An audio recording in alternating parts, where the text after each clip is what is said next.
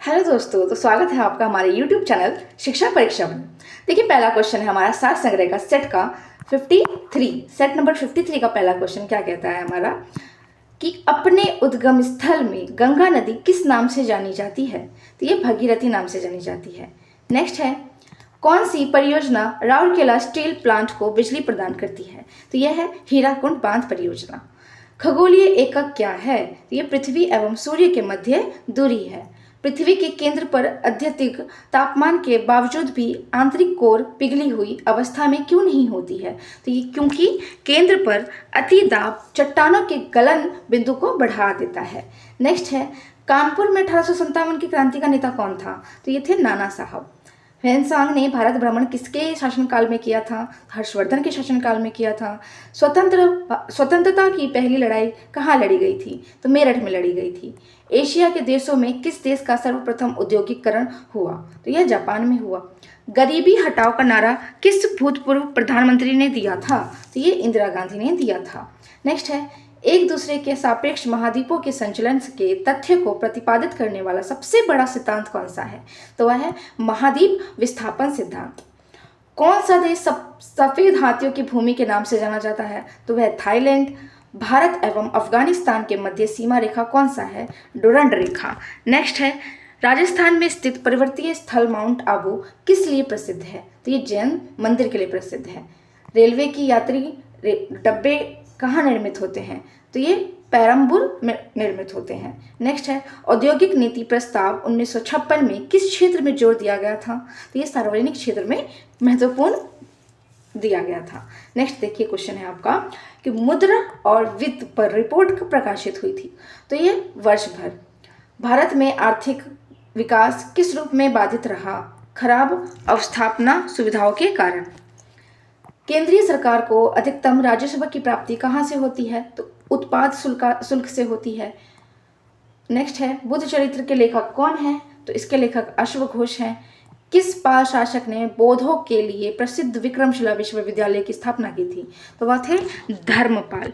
Next question है आपका, भारत के साथ व्यापार करने वाले प्रथम यूरोपीय कौन थे। तो वो थे पुर्तगाली। खजुराहो में मंदिरों का निर्माण किसने करवाया था। बुंदेलखंड के चंदेलों के द्वारा हुआ था। भारत का प्रथम वायसराय कौन था। तो लॉर्ड कैनिंग था। मौलिक कर्तव्यों को क्या नहीं प्राप्त है। तो मौलिक कर्तव्यों को किसी भी तरह की विधिक स्वीकृति प्राप्त नहीं है। राज्य के नीति निर्देशक तत्व प्रत्यक्षता किसके संबंधित है। किससे संबंधित है। तो ये प्रस्तावना से संबंधित है।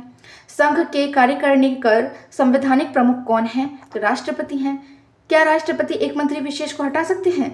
तो इसका आंसर होगा केवल जब प्रधानमंत्री सलाह देते हैं तभी उनके पास ये विशेष अधिकार होता है। नेक्स्ट है, जब उपराष्ट्रपति राष्ट्रपति का पदभार ग्रहण करता है तो क्या होना चाहिए। तो राज्यसभा का अध्यक्ष का पद खाली अवश्य रहना चाहिए। नेक्स्ट है, वित्त के संदर्भ में संविधान ने बंटवारा किस पर छोड़ा है। तो ये वित्त आयोग पर छोड़ा है। ग्राम सभा का सदस्य सामान्यतः कौन होता है। तो इसका सदस्य सामान्यतः कौन होता है। संबंधित ग्रामों में समस्त मतदाता। नेक्स्ट है, पंचतंत्र के लेखक कौन है। तो विष्णु शर्मा पंचतंत्र के लेखक हैं। भारत के संघ में सिक्किम का एक नया राज्य किस संशोधन के एवं किस अधिनियम के द्वारा जोड़ा गया था। तो ये 36वें संशोधन 1975 अधिनियम में जोड़ा गया था। शीर्षक स्वतंत्रता का अधिकार में कौन सा अधिकार सम्मिलित नहीं किया गया है। तो इसमें विवेक की स्वतंत्रता का अधिकार सम्मिलित नहीं किया गया है। विश्व खाद्य कार्यक्रम का मुख्यालय कहाँ स्थित है। तो इटली में स्थित है। यदि महालेखा परीक्षक त्याग पत्र देना चाहता है तो वह त्याग पत्र किसको संबोधित करता है। तो वह राष्ट्रपति को संबोधित करता है। सामान्यतः समस्त महत्वपूर्ण निर्णय किसके द्वारा लिए जाते हैं। तो कैबिनेट के द्वारा लिए जाते हैं। एक धन विधेयक और एक वित्त विधेयक में क्या अंतर है।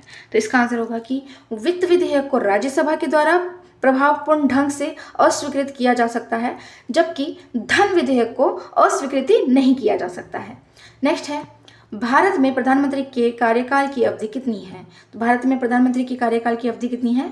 5 वर्ष अथवा जब तक प्रधानमंत्री लोकसभा का विश्वास प्राप्त किया रहता है तब तक। तो इसी के साथ ये वीडियो जो है हमारा कंप्लीट होता है।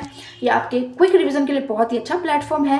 जैसा कि हम बार बार बोल रहे हैं कि अभी तक से हमने 52 सेट को कंप्लीट कर चुके हैं, जिसका आप डिस्क्रिप्शन बॉक्स से लिंक्स प्राप्त कर सकते हैं और कंटिन्यू रिवीजन कर सकते हैं। क्योंकि अब भी रिवीजन नहीं करेंगे तो बहुत लेट हो जाएगा, क्योंकि एग्ज़ाम बहुत सारे पास आने वाले हैं। ठीक है, एग्ज़ाम का डेट बहुत जल्दी पास आने वाला है, तो फिर आपको बहुत प्रॉब्लम हो जाएगी लास्ट समय में। तो कंटिन्यू रिवीजन करते रहिए ताकि आपको प्रैक्टिस होते रहे। Thank you.